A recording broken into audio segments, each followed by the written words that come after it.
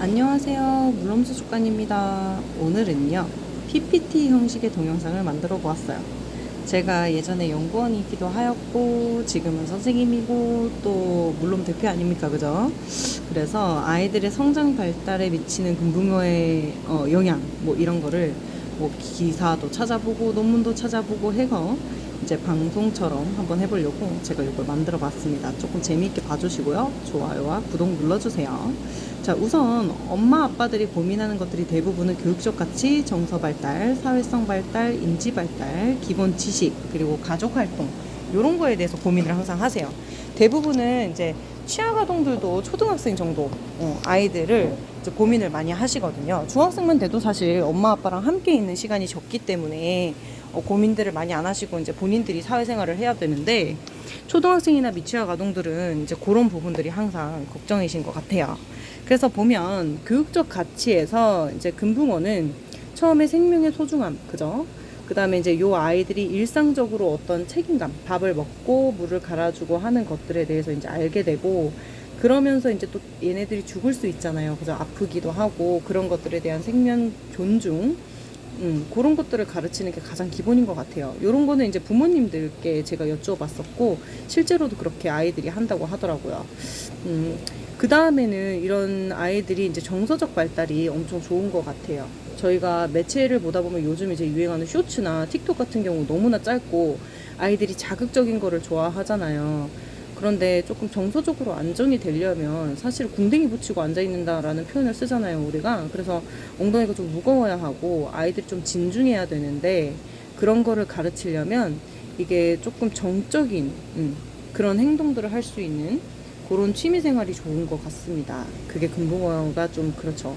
그리고 이제 금붕어를 오래 보다 보면 애들이 그래요. 엄마 얘가 아픈 것 같아. 또는 이름을 붙여줘. 금이야 이렇게 이름을 붙여주고, 그 다음에 얘가 나한테 오면 엄마 밥을 달라고 하는 것 같아. 이런 것들이 뭐냐면 타인의 이해와 의사소통 능력을 되게 향상시킵니다.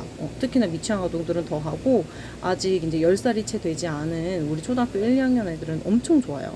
그 다음에 또 아빠랑 엄마한테 물어보게 되죠. 밥을 줘도 돼? 안 줘도 돼? 이런 것들은 이제 공동체 의식, 엄마 아빠한테 내가 도움을 요청하는구나, 이런 부분에 대해서도 되게 큰 역할을 합니다. 그래서 이제 인지 발달이라는 거는 이제 내가 뭔가를 인식하는 부분인데요. 아이들이 이 금붕어가 아픈지 안 아픈지를 보기 위해서는 당연히 집중력을 해가지고 얘가 어떻게 행동하는지를 판단해야 되고, 또 얘가 어디 끼거나 밥을 이제 흙과 같이 먹뱃을 하거나 이런 것들을 보면서 애들이 이제 여과기를 옆으로 치워줘야 된다, 돌멩이를 더 넣어줘야 된다, 이런 문제 해결 능력을 또 길러보는 그런 것이 될 수 있습니다. 실제로 그래서 엄마 아버지들이 그러면서 선생님이 아니라 사장님, 금붕어를 어떻게 키워야 되나요? 라고 물었을 때 적절한 어항을 선택하셔야 되죠, 당연히. 그지? 그리고 수질 관리법은 주에 1회 그냥 30% 정도가 가장 기본이고요.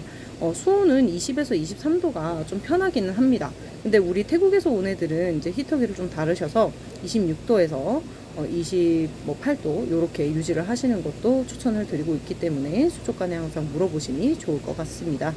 그리고 이제 함께하는 관리라고 해서 이 부분은 저는 이제 가장 추천드리는데, 아이들이 일일 이제 집에 와서 내가 무엇을 하느냐, 물고기가 살아있는지 확인을 하고 밥을 주는 것, 그리고 관찰일지를, 조금 큰 학년들은 이제 한글을 배우거든요. 그러면 그런 거 관찰일지를 간편하게 써보는 것. 그죠. 그 다음에 그림 일기도 많이 그리거든요. 그래서 엄마 아버지가 조금 더 시간을 벌 수 있어요. 아이들한테 그림 일기를 어항 앞에서 해라고 하고, 밥을 하시고 조금 쉼을 가지는 그런 여유 있는 삶을 좀 해보시길 바랍니다. 그 다음에 이제 주의사항은요, 이제 금붕어를 키우면서 밥을 너무 많이 주는 경우 아이들이 팍 쏟아버리거든요. 그 다음에 이제 물 같은 거. 엄마가 이제 아무래도 너무 어린 아이가 있는 집이나 이러면 시간이 없으실 수 있어요. 그래서 어항에 이제 적정 수질 유지를 하려면 한두 마리만 키우시는 게 좋고요. 그 다음에 이제 요 아이들 막 창가에 이런 데 예쁘다고 두시면은, 창가는 바람 때문에도 체온과 수온이 많이 왔다 갔다 하거든요. 그래서 이제 그런 것들을 체크를 해주시길 바래요.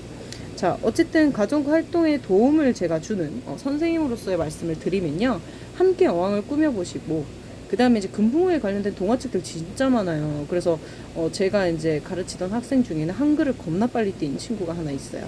그리고 이제 그 녀석하고 대화를 하는데 금붕어로 그냥 2, 30분 이렇게 대화가 되는 그런 좀 소통이 되는 그런 관계가 있었고, 그 다음에 이제 관찰을 하면서 또 아이들이 관찰 일지 쓰는 게 진짜 좋은 것 같습니다. 그죠? 그래서 금붕어 키우기의 장기적 효과는 사실 뭐 이거는 이제 진짜 교육적으로 제가 쓴 거지만 과학과 환경에 관심을 두고 전인적 성장이 되고 뭐 이런 것들도 있기는 하지만 저는 가장 좋은 게 취미생활인 것 같아요. 컴퓨터나 게임에 이렇게 갇혀가지고 사는 학생들이 정말 많아졌거든요. 핸드폰 내려놓지 못하고. 근데 이게 조금 생물이나 식물을 좋아하는 학생들은 정말로 인성적으로 정성적으로 저는 좋다고 생각을 합니다. 그래서 어쨌든 금붕어 키우기의 종합적인 가치는 아이들이 하나의 인간으로 성장하는 데 정말 도움이 많이 된다라는 생각을 해요. 꼭 금붕어가 아니라 뭐 물풀도 좋고 아니면 열대어도 좋아요. 그래서 엄마 아빠가 조금은 너무 어렵게 생각하지 마시고 아니면 화병에 키우는 베타 정도라도 아이들에게 조금 선물을 해가지고 우리 정서적으로 조금 안정된 아이들을 길러보시면 어떨까 이런 생각이 듭니다. 물론의 생각이었습니다. 오늘도 좋은 하루 되세요. 영상 시청 감사드립니다. 안녕.